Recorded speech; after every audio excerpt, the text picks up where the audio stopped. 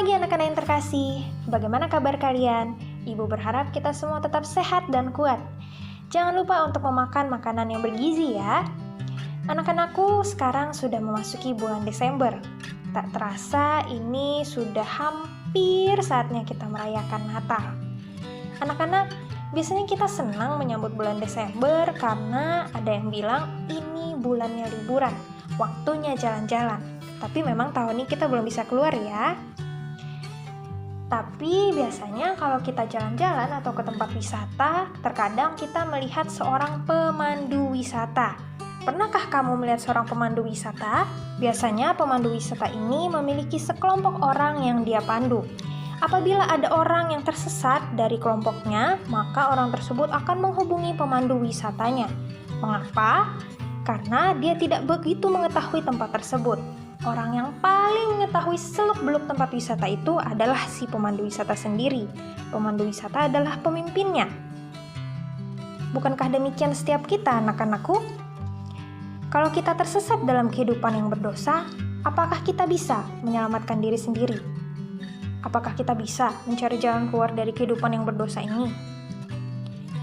Firman Tuhan kita pada hari ini terambil dari Matius 6 ayat 13a. Dalam Matius 6 ayat 13a ini, Tuhan Yesus mengajarkan sebuah doa. Janganlah membawa kami ke dalam pencobaan. Anak-anak, kata pencobaan di sini memiliki arti temptation atau godaan. Godaan apa yang membuat kita harus berhati-hati? Jawabannya adalah godaan untuk jatuh dalam dosa. Setelah sebelumnya kita berdoa, memohon Tuhan memberikan kebutuhan akan pengampunan, sekarang kita memohon agar Tuhan tidak membawa kita ke dalam pencobaan. Tunggu sebentar. Apakah ini berarti Tuhan yang mencoba atau menggoda kita? Tentu saja tidak. Allah tidak pernah mencobai siapapun. Dalam Yakobus 1 ayat 13 dikatakan, apabila seorang dicobai, janganlah ia berkata, pencobaan ini datang dari Allah. Sebab Allah tidak dapat dicobai oleh yang jahat, dan ia sendiri tidak mencobai siapapun. Kalau begitu, mengapa Tuhan Yesus mengajar kita berdoa, janganlah membawa kami ke dalam pencobaan? Pertama, sebagai manusia yang sudah jatuh dalam dosa, kita memiliki kecenderungan atau keinginan untuk melakukan dosa. Setelah sebelumnya kita memohon pengampunan kepada Allah kita, tentu kita tidak mau dong mengulangi dosa-dosa yang sudah kita perbuat. Namun demikian, memang sih sebagai manusia yang hidup dalam dunia penuh dosa ini, tetap ada kemungkinan kita bisa jatuh dalam dosa. Akan tetapi ingatlah anak-anak, sebagai anak-anak Tuhan yang sudah menerima pengampunan itu, kita punya kekuatan dari Tuhan untuk menang atas godaan. Yang kedua, untuk menang atas pencobaan atau godaan itu, kita harus mengandalkan Tuhan. Jangan mengandalkan diri sendiri ya. Ketika kita berpikir bahwa ya saya kan rajin berdoa, rajin sekolah minggu, rajin baca Alkitab, bahkan saya sekolah di sekolah Kristen, saya anak yang baik kok.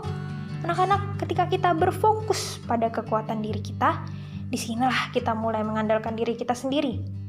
Ingatkah kamu akan kisah Ayub di dalam Alkitab? Ya, iblis sendirilah yang meminta izin pada Allah untuk mencobai Ayub.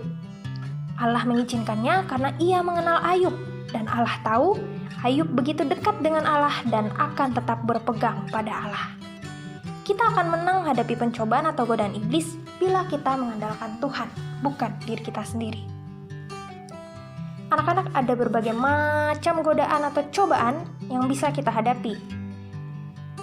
Mulai dari emosi, bersikap tidak sopan terhadap orang tua atau guru, berbicara atau berpikir yang tidak baik, menyontek, berbohong, dan lain sebagainya. Kita tidak tahu kapan godaan untuk berbuat dosa itu akan datang. Bisa saja segera setelah kita bangun, kita ingin marah dan berkata tidak sopan pada orang tua.